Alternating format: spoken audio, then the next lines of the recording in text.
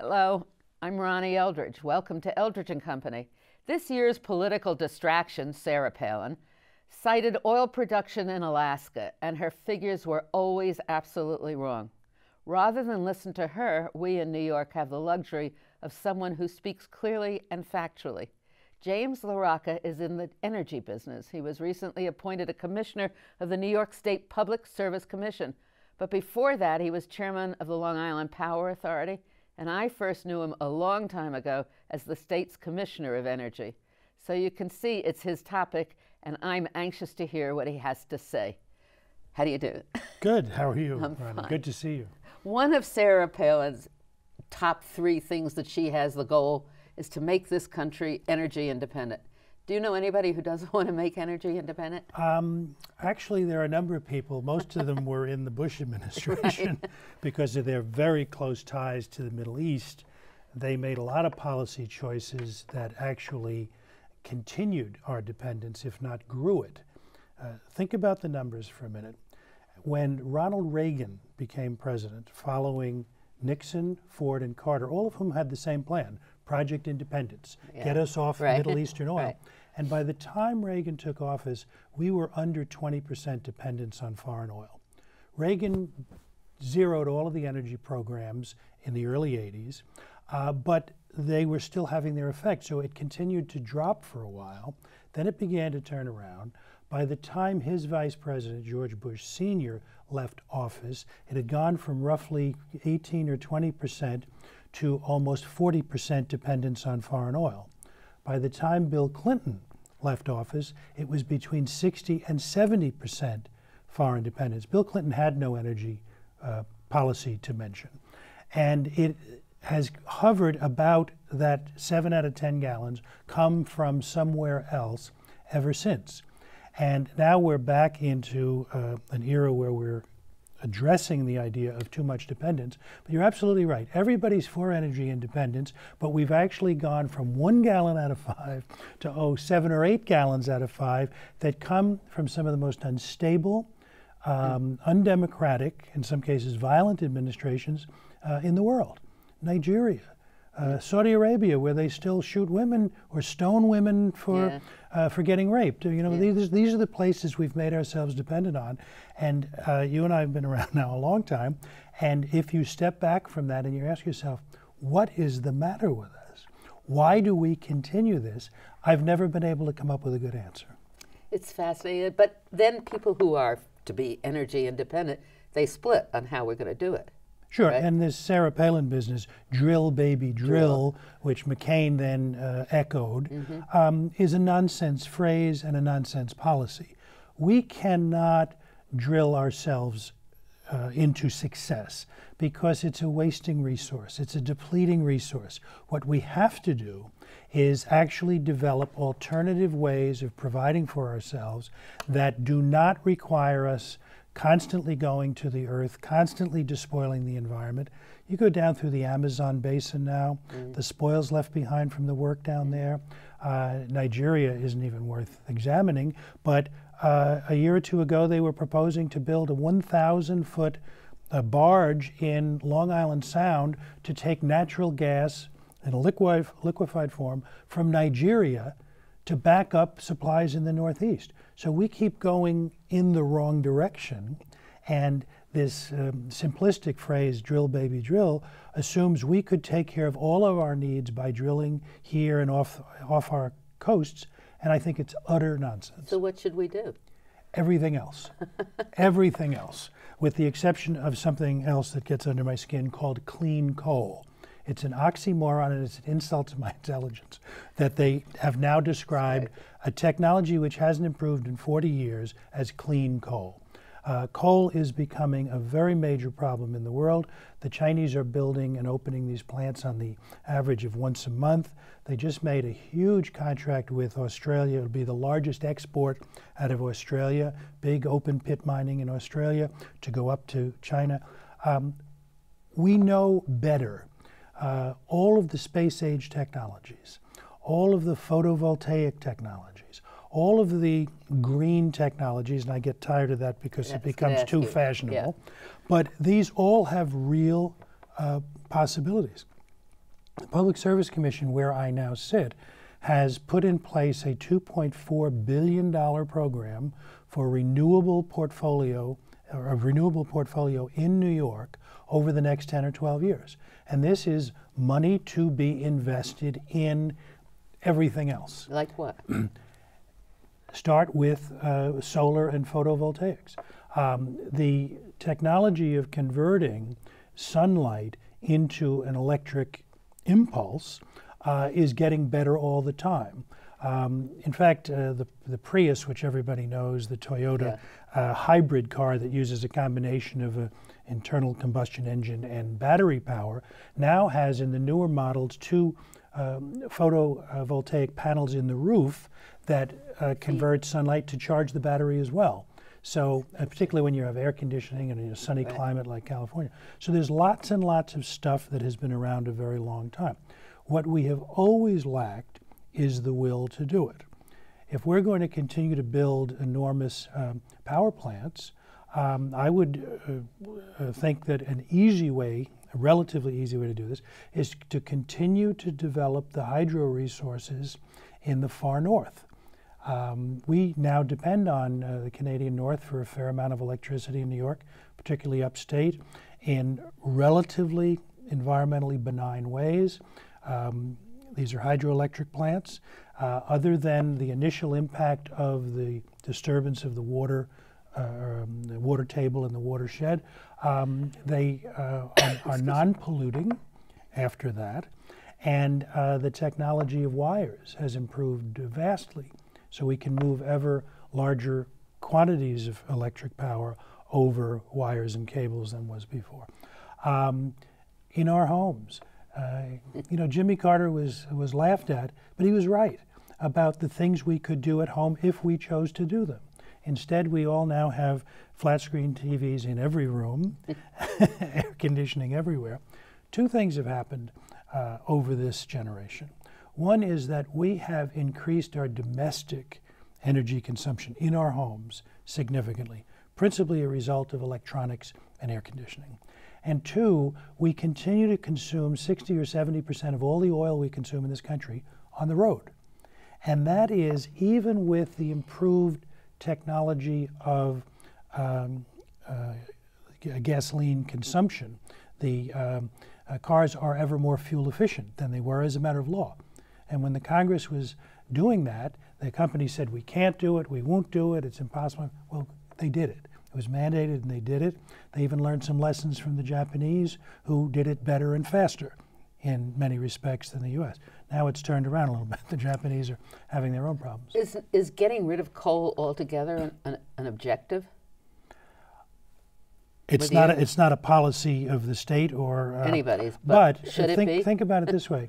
I remember in the Kerry goal. That's what in the Kerry administration, Governor Kerry had a friendship with Governor Rhodes of Ohio, who was very high on the idea of something called fluidized bed combustion of coal. That's where the coal is made into sort of a dust, and it's fluidized, and it's burned that way, and it reduces the emissions, and then the emissions are captured with various scrubber technologies and all that. And we went out there to see this governor, and it was on the threshold of big, big things. Okay? I got to the PSC about a year ago. I sat through a briefing on coal, and well-meaning young people were briefing us and telling us how we're on the lip of the breakthrough in clean coal technology, and boy, oh boy, didn't it echo from then. Yeah. So I think and we're in an era now where we are much more aware of and concerned about emission of gases and greenhouse effect and all that. That's real. That has to be addressed. We cannot continue between our transportation fuels, our power plant fuels, and our industrial fuels, continue to send stuff into the air at the rate we do. So if we, it's all so interconnected though, isn't it? Oh, sure. I mean, everything has to do with everything else. And everything has to do with outside things. I mean, why don't we have more light rail? Why aren't we providing jobs now to go into infrastructure things and try to get some of the automobiles off the road? You were the Secretary of Transportation in the state. I mean, when you drive on a highway, I mean, you live in Long Island, how do you get on the LIE all the time? Okay. We Americans, for 100 years, built a society and a culture centered on the personal automobile. These were choices we made, and we still make that choice. People may buy smaller cars, they might take mass transit when it's available, and if it's economic and convenient and all the rest. But these are choices we make. So I've been at it long enough now that when people say, why don't we do it? You know the answer is because we don't want to. If we wanted to, we would. We could as a society. One car per family. I mean, if you provided quality kind of light rail transportation. But not in America. America would not stand still for people in government telling them how many cars they can drive or how many miles they can drive. So I gave up a long time ago on the idea that government could nag the American people into changing their habits. What the government can do is support the science, the technology, the development, and support the alternatives with tax policy, public policy, regulatory policy, which is what I do now. And in fact, in the last couple of years in New York, there has been significant advance in renewable energy efficiency, all of these, where literally billions of dollars comparable to the billions that get spent on fossil fuels and this, are being invested in these new strategies, these new matters, and that's what'll get us home. So when Sarah Palin says we should be energy independent, she means we should drill for oil ourselves. And you're saying we should eliminate oil and look for alternatives. We should have as our national strategy to become independent of sources outside of our borders, or at least outside of North America. Okay? Secondly, within that dependence on fossil fuels, we should make a distinction between natural gas and oil. Natural gas is one of the most attractive fuels we have, and it is a fossil fuel. It is also a depleting resource, but relatively speaking to the others, it's an attractive fuel. Where is there natural gas? There's all, they're now talking about fracturing some shale right up here in the water table of New York, the Marcellus Shale, which is going to be controversial. There's gas in western New York, in Pennsylvania, and Ohio. There's in the Gulf states, in the Gulf of Mexico. The biggest increment in recent years in New York has come from western Canada, relatively efficiently. Where does natural gas come from? It comes from the same places in the ground, more or less, where oil comes from. And if we keep taking it out, does it deplete it, and then what happens? It is a depleting resource as well. So it's not the ultimate answer. Right. The ultimate answer is to find and utilize and fund the alternatives which are in fact renewable. And bring your oil consumption down to a That's one of the reasonable. One of the ways you get there. When you adopt or advance a policy, build, drill, baby, drill, what you're basically saying is you don't have to worry about any of this other stuff. Yeah. We can continue to drill. spend it at whatever level we want. We can continue to put it up in the air because we can keep finding more. Well, that's not responsible for your children and your grandchildren and probably ourselves given the conditions of things now. Energy independence does mean North American sources, but within that we have to be very, very intelligent about how we build, how we use, what we require in our transportation. All of those things, it's like there's nothing new, really, except now the perfecting of technologies and supporting them with the kinds of tax and other policies. So we need the money to do that, but we also need the strength to regulate. Yeah, but even the regulators like me cannot impose public policy on an unwilling public. Energy policy in New York is made by the governor and the legislature. The Public Service Commission implements those policies. What policies are the state leaders able to do? They're able to do the ones that are politically acceptable to the most number of people. Same thing on the national level. So we all come down to campaign finance and who we run for office. That's the bottom line on many of these things. Is nuclear power a preferred source of power, or is it a necessary source of power, or what? Well, we have a significant dependence on nuclear power in New York. Yeah. Controversial. Indian Point right. Coming to a head sometime in the next couple of years.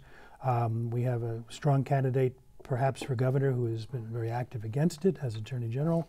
There's a citizen movement, there's lawsuits and all the rest. We also have 3 or 4 of them lined up on Lake Ontario. And there's a serious proposal to build another one. So we are in the nuclear business in New York, whether we acknowledge it or not. Do we want to be? I have never been a real advocate for nuclear power for a couple of reasons. One is that the math has never honestly accounted for the problem of disposing of nuclear wastes.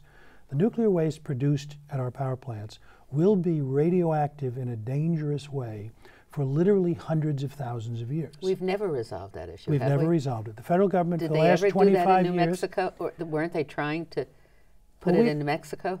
There's a place in Carolina. There's another place out in Idaho. There's a place in the desert states, more than one. Then there was a proposal to go to a bigger facility out in there. Even if we had the places to put all this safely for eternity, we aren't accounting for the cost of it. And so part of what we've done by allowing the industry to defer the true costs of ultimate disposal of nuclear waste is we've skewed the cost. But none of the accounting for any of the forms. When you look at ordinary petroleum and you look at depletion allowances and all of the other tax treatments, we don't have a consistent form of tax policy from one to the other to the other. So when you hear it say, well, the solar is more expensive, well, solar is probably made to carry more of its true cost than either nuclear or oil is made to carry. But I think also when you look at a place like New York, we had the Shoreham business on Long Island, wrong plant in the wrong place, built by the wrong people, and then built badly, and all of the rest. A multi-billion-dollar burden still on the backs of Long Islanders, and will be for generations to come. The debt associated with Shoreham is somewhere now in the $7 billion. That's something. There's no electric system in the world that could carry that with only 3 million people. That's what the people on Long Island are doing. These two up the Hudson will continue, as long as they're there, to be a difficulty because of the population centers. Lake Ontario, where there is significant acceptance by the communities, has accommodated those, but they're in remote locations. So remote siting would be a minimum consideration if the country is going to go back to nuclear power. Now, the president has called for basically an open examination of the possibility of coming back to nuclear power, and I think there's some sentiment of that in the so-called green community, seen as relatively attractive compared to, certainly compared to the proliferation in the world of coal plants. So what does the Public Service Commission cover? What do you do? We regulate, in the public interest, hopefully, electric, gas, water, steam, cable, and telephone. All of the services that we all need in our homes. Right. Or business. Well, some people argue whether you need cable television. Right. Well, though people actually think of that as a utility. Well, how do you do that? How does that affect the franchises? Is that from the city or from you guys? Cable is the most complicated thing ever created because taking place around the city, the towns were actually the franchise agents. So, and then there's a huge federal involvement because of the Federal Communications Commission, and now cable companies have become telephone companies, and telephone companies have become cable companies. So all the technology is merging, and it is a regulatory nightmare. But yes, we do all of that. And the cable companies are increasingly become involved with the television stations. I mean, they're affiliated with multiple owner stations and stuff. It's a very complicated. I don't think if anybody had set out 30 or 40 years ago to say, well, we have a new form, we're going from air broadcast to wire broadcast, we need a regulatory scheme, and it has to have federal, state, and local pieces. No one ever made that plan. So is it a very profitable business? It is. The cable companies seem to be doing reasonably well. And this is all public air. Well, it runs through cable. It doesn't. Cable. It's not broadcast. That's one of the big differences. See, the regulatory premise nationally was that the people of the United States own the airwaves. But once you're not doing airwaves, you're running wires. Then you have to install it, and you're putting it. You have to get permission, though, don't you, from the localities sure. You have where to you have run a your franchise, and the state is very much involved. But a lot of interesting things happening. Verizon, for example, the largest in the state, is losing tens of thousands of wire customers to wireless. Now, who's in charge of wireless? See, there's a whole new regulatory mess associated with that. Wireless is a telephone. Yeah. It is in the air, but it is via cells, not by the earlier forms of Is it, and does Wi-Fi for a computer fit into that same area? In part, yes. Yeah. Yeah. So it Can the regulatory agencies keep up with the innovations? I have said that it very often seems that the technology moves faster than the capacity of the regulatory system, which is by nature deliberative and hopefully thoughtful, can possibly keep up. It's amazing. Yeah. Is this administration encouraging as far as research and looking for new ways to actually make us energy independent? This governor, who I don't always feel gets the credit he is due, has been a national leader in energy policy, measured, first of all, simply by the amount of money that is being invested in all of the alternatives to the stuff that's had us in trouble all those years. Literally in the billions of dollars. Renewable portfolio standard, wind, energy What is efficiency. a renewable portfolio standard? Any form of energy that is arguably renewable as opposed to consumptive. It's interesting. All of the solar. We haven't talked about windmills. Right. What about windmills? Depends on where you're talking about and what technology you're using. I didn't like the idea of being able to see them from Jones Beach. I was just gotten to be chairman of LIPA when we put that to rest. Yeah. The numbers on that particular project were never honestly portrayed. I didn't like that one up in Nantucket, which is nearing a decision now. There's all kinds of things going on. In Rhode Island, they're trying to do one inside the 3-mile zone to keep it out of federal jurisdiction, and which will despoil the view on the entire east side of Block Island.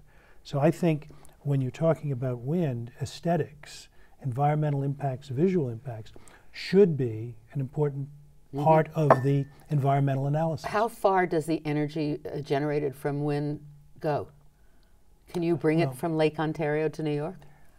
No. There is, the efficiency of transmission is better, but there's any number of considerations before you even get to how far you can send it because of the interruptible nature of the beast.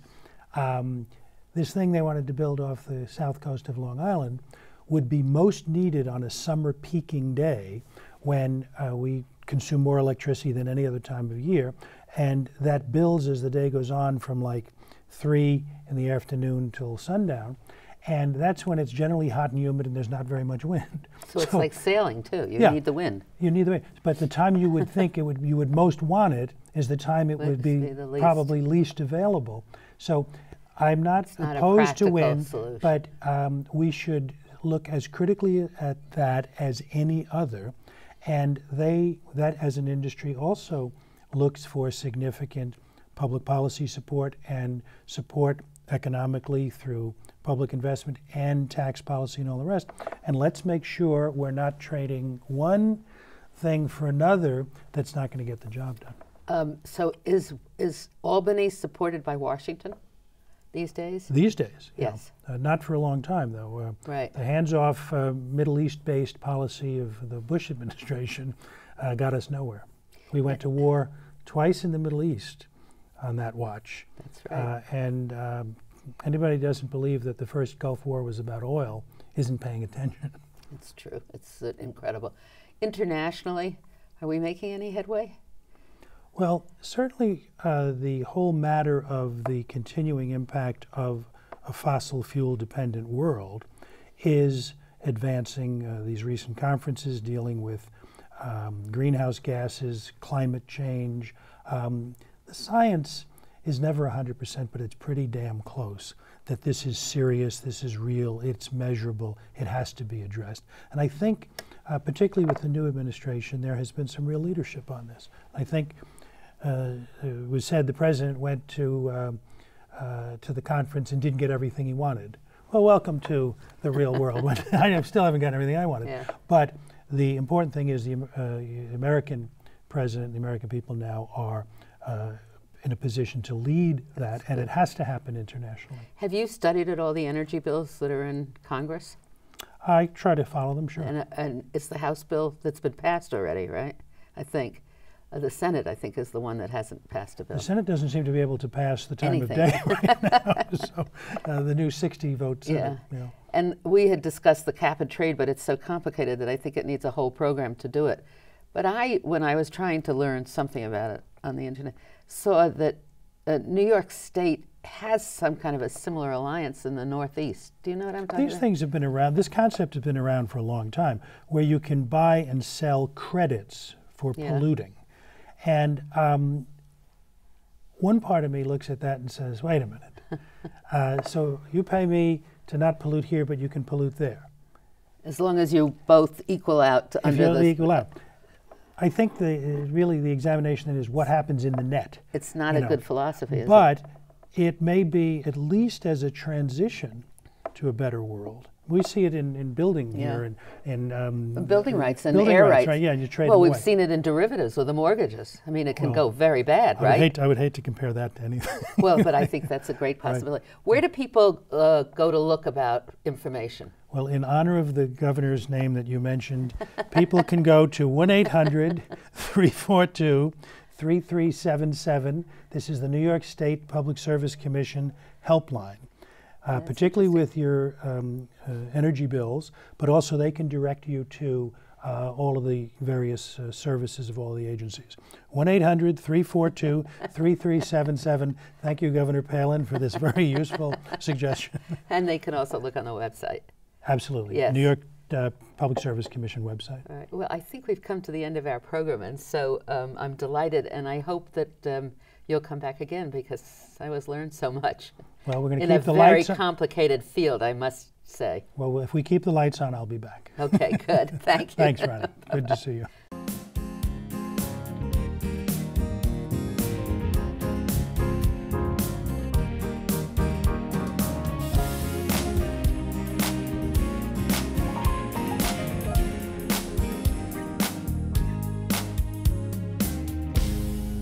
If there are any people you'd like to hear and topics you'd like us to explore, please let me know. You can write to me at CUNY TV, 365 Fifth Avenue, New York, New York, 10016, or you can go to the website at cuny.tv and click on Contact Us. I look forward to hearing from you.